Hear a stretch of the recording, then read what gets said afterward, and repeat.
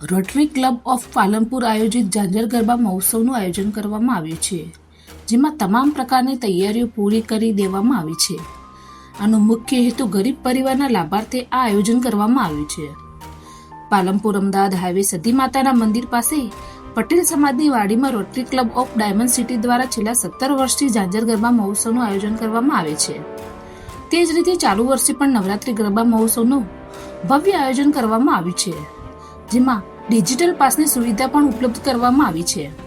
તેમજ ગરબે રમવા આવતા ખેલાડીઓ માટે સેફટી બાબતેની તમામ તકેદારીઓ રાખવામાં આવી છે. આ ગરબા મહોત્સવમાં દર વર્ષની જેમ આ વર્ષે પણ મોટી સંખ્યામાં ખેલાડીઓ મોડી રાત સુધી ગરબાની રમઝટ બોલાવશે અને ખેલાડીઓ માટે આ વખતે ગ્રાઉન્ડની જગ્યાઓમાં પણ વધારો કરવામાં આવ્યો છે. આમ દર વર્ષની જેમ આ વર્ષે પણ ઝાંઝર ગરબા મહોત્સવમાં ખેલાડીઓ ગરબાની ધૂમ મચાવશે.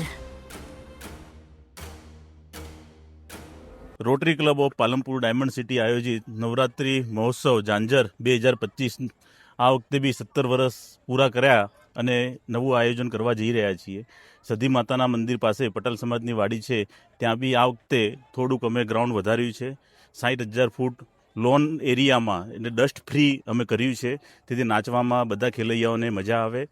પાર્કિંગ આ વખતે મોટું કર્યું છે, 1 લાખ ફૂટમાં અમારું પાર્કિંગ છે. ફૂડ કોર્ટ બી આ વખતે મોટો કર્યો છે. ખાસ હવે જે વાત કરીએ સિક્યુરિટીની કે સેફટી માટેની, તો આ વખતે ફાયર સેફટી માટે અમે ખૂબ જ સારા કામ કર્યા છે. સીસીટીવી એવી રીતે ગોઠવ્યા છે કોઈ જગ્યાએ ડોટ પ્લેસ ના રહી જાય, તેથી મહિલાઓની સુરક્ષા વિશે અમે વિચાર્યું છે. મહિલા સિક્યુરિટી ગાર્ડને બી અમે નિમણૂક કરી છે, તેથી કોઈ વસ્તુના પ્રોબ્લેમ્સ ઊભા ના થાય. જેમ દરેક વખતે ઝાંઝર તો આપને ખબર છે કે ચેરિટીનું કામ કરે છે, જે પૈસા એમાં અમે ભેગા કરીએ છીએ, અમે ખુદ બી પોતાના પૈસા એ ચેરિટીમાં આપીએ છીએ. પાલનપુર સમાજને એ જ આગ્રહ છે કે પાલનપુર સમાજમાંથી તમે જે પૈસા અમને આપો છો દાન ડોનેશન પેટે, અમે ટિકિટના ચાર્જ નથી લેતા, ડોનેશન લઈએ છીએ.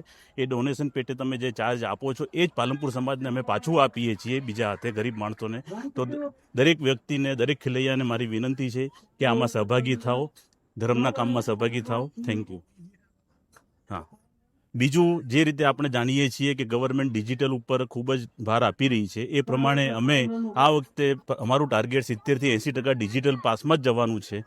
અમે આશા રાખીએ 2 વર્ષ પછી ઝાંઝર આપણે 100% ડિજિટલમાં જ મળશે. અમે કેશ વહીવટ બધો જ બંધ કરવા માંગીએ છીએ, જેથી ચેરિટીનું જે બી વ્યવહાર હોય એ એકદમ ક્લિયર રહે, કોઈને ટ્રાન્સપરન્ટ મળે, જેને બી દેખવા માંગતા હોય એમને મળશે. એટલે અમે ડિજિટલ ઉપર જ ફોકસ છે અને અમે ડિજિટલ કરીએ છીએ. જે નોર્થ ગુજરાતમાં ગઈ વર્ષે અમે ચાલુ કર્યું પહેલું આ વખતે આનાથી બી વધારીને આગળ અમે ડિજિટલમાં ગયા છીએ. જે ડિજિટલમાં પાસ નોંધાવશે એમને ડિજિટલ મોબાઈલ ઉપર જ પાસ આવી જશે, તો બીજી કશું એને ફિઝિકલ લેવાની જરૂર નથી.